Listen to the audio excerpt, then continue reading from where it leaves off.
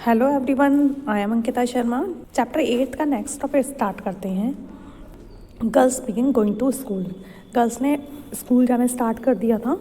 जैसे कि हमने प्रीवियस टॉपिक में भी पढ़ा था, जो गर्ल्स हैं उनकी एजुकेशन पे धीरे धीरे काफ़ी सारे लोगों ने ध्यान देना स्टार्ट कर दिया था। विद्यासागर जो कैलकाटा से बिलोंग करते थे, उन्होंने बॉम्बे में कई सारे गर्ल्स स्कूल को सेटअप किया।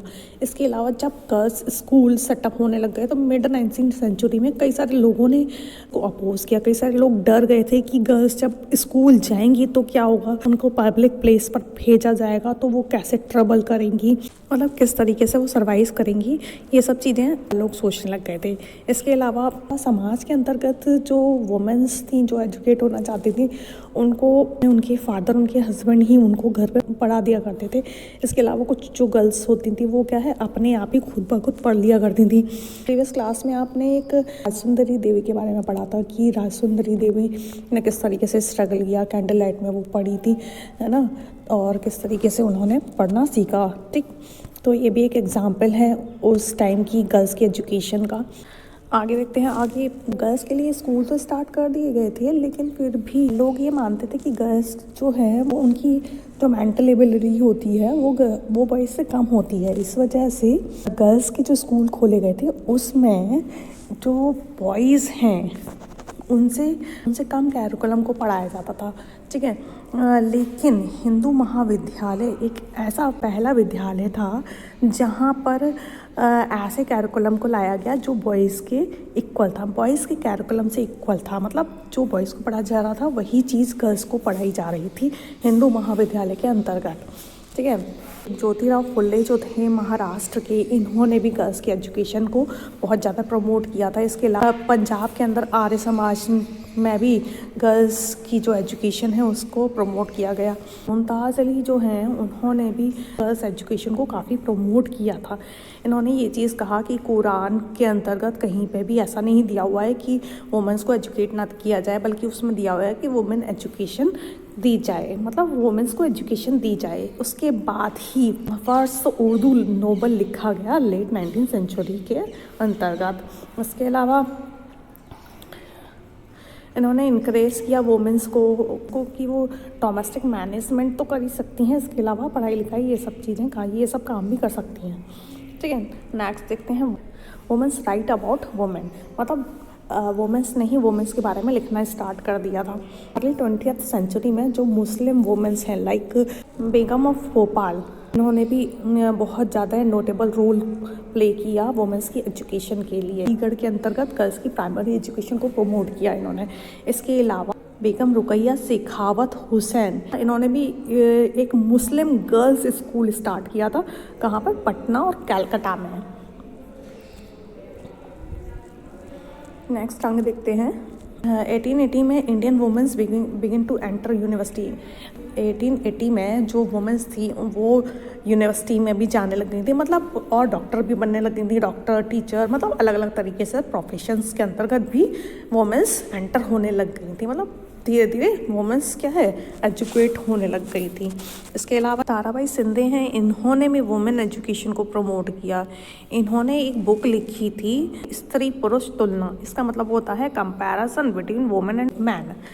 इसके अंतर्गत मैंस एंड वुमेन्स के कंपैरिजन को इन्होंने शो किया है। ठीक है, आगे देखते हैं। आगे पंडिता रमाबाई जो थी, ये भी क्या है, ये भी एक great scholar of Sanskrit. Scholar of Sanskrit का मतलब क्या होता है, संस्कृत की बहुत बड़ी विद्वान थी। इन्होंने ये चीज़ नोटिस की, अपर कास्ट की जो विडो वुमेन्स हैं उनकी बहुत ज़्यादा मिजरेबल लाइफ, मतलब उनको अपनी लाइफ में बहुत ज़्यादा दिक्कतों को सामना करना पड़ रहा है, तो उन्होंने विडोज़ को शेल्टर प्रोवाइड किया। इसके अलावा उन्होंने उन्हें ट्रेंड किया जिससे कि वो अपने आप को इकोनॉमिकली स्ट्रॉन्ग कर सकें। ठीक है, इसके अलावा आगे देखते हैं। कुछ जो हिंदू धर्म के या मुस्लिम धर्म के जो ऐसे लोग थे जो बहुत ज़्यादा ऑर्थोडॉक्स थे, मतलब ऑर्थोडॉक्स का मतलब क्या होता है, जो बहुत ज़्यादा पुरानी जो मान्यताएं होती हैं, पुरानी विचारधाराएं जो होती हैं उनको ज़्यादा इम्पोर्टेंस देते हैं। तो कुछ ऐसे जो लोग थे हिंदू मुस्लिम में जो बहुत ज़्यादा पुरानी विचारधारा के थे, उनका ये मानना था कि वुमेंस ने वेस्टर्न कल्चर को अडॉप्ट कर लिया है। अब क्या है, अगर वो वेस्टर्न कल्चर को अडॉप्ट कर लेंगी तो हमारा जो कल्चर है वो क्या है, वो ख़त्म हो जाएगा। की भी लोगों की विचारधाराएँ थीं उस समय पे। 19वीं सेंचुरी आते आते जो वुमेंस थी उन्होंने अपने आप को बहुत ज़्यादा स्ट्रॉन्ग कर लिया था। वो एक रिफॉर्मर्स के रूप में सामने आने लग गई थी। उन्होंने कई सारी मैगजीन्स, बुक्स, मैगजीन्स ये सब लिखना स्टार्ट कर दिया था और फाउंडेड स्कूल्स, कई सारे स्कूल्स खोले गए थे। गर्ल्स को एजुकेशन और ट्रेनिंग देनी जाने लग गई। वुमेंस ने खुद ही गर्ल्स के लिए एसोसिएशन स्टार्ट कर दिया। इसके अलावा पॉलिटिकल प्रेशर ग्रुप्स, मतलब गर्ल्स ने भी, मतलब वुमेंस ने भी पॉलिटिकल ग्रुप्स को बना लिया था। ठीक है, इसके अलावा फीमेल सफ्रेज मतलब फीमेल्स ने आंदोलन करना स्टार्ट कर दिया था कि उन्हें भी राइट टू वोट दिया जाए, मतलब वोट देने का राइट दिया जाए। 1920 आते आते ये जो वुमेंस के जो सोशलिस्ट मूवमेंट है वो बहुत ज़्यादा बढ़ने लग गए थे और ज़्यादा तेज़ हो गए थे। बाद में आते आते ही जो जवाहरलाल नेहरू हैं, सुभाष चंद्र बोस हैं, इन्होंने भी डिमांड की कि वुमेंस इक्वलिटी होनी चाहिए, वुमेंस को भी फ्रीडम मिलनी चाहिए। इन्होंने ये भी बात रखी थी कि वुमेन सफ्रेज मतलब वुमेंस को भी वोट देने का राइट होना चाहिए। उनका ये मानना था कि वुमेंस को भी खड़ा होना चाहिए एंटी ब्रिटिश स्ट्रगल में। नेक्स्ट आगे देखते हैं कास्ट एंड सोशल रिफॉर्म्स। उस समय पे कास्टिज्म भी बहुत ज़्यादा फैला हुआ था। जो जैसे हमने प्रीवियस टॉपिक में पढ़ा था, जो कास्ट थी वो 4 वर्णों में डिवाइड हो रखी थी। तो कास्टिज्म को ख़त्म करना भी एक बहुत ही बड़ा टास्क था। जो सोशल रिफॉर्मर्स थे उन्होंने बहुत ज़्यादा क्रिटिसाइज़ किया कास्ट इनइक्वालिटी को।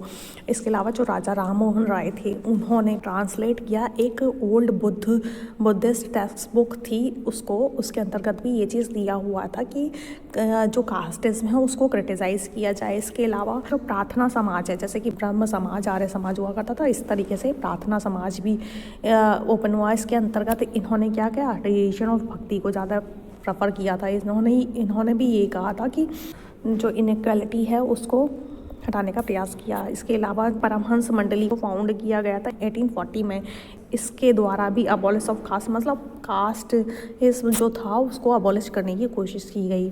इसके अलावा कई सारे रिफॉर्मर्स आए, उन्होंने भी कास्टिज्म को हटाने की कोशिश की। इसमें अधिकतर जो लोग थे वो अपर कास्ट के ही थे ना। उस समय पे कई सारी प्रथाएं चलती थी कि है ना, जो लोअर कास्ट के जो लोग हैं वो साथ में बैठ के खाना नहीं खा सकते, टच कर लेंगे तो भी क्या है, तो भी वो लोग अशुद्ध हो जाएगा। तो मतलब इस तरीके की जो अनटचेबिलिटी थी वो समाज में फैली हुई थी। तो उसको ख़त्म करने के लिए काफ़ी सारे जो रिफॉर्मर्स थे उन्होंने आगे कदम उठाए थे। ठीक है, कई सारे लोगों ने ये भी क्वेश्चन किया कि ये जो इंजस्टिस ऑफ कास्ट है ये है क्या है।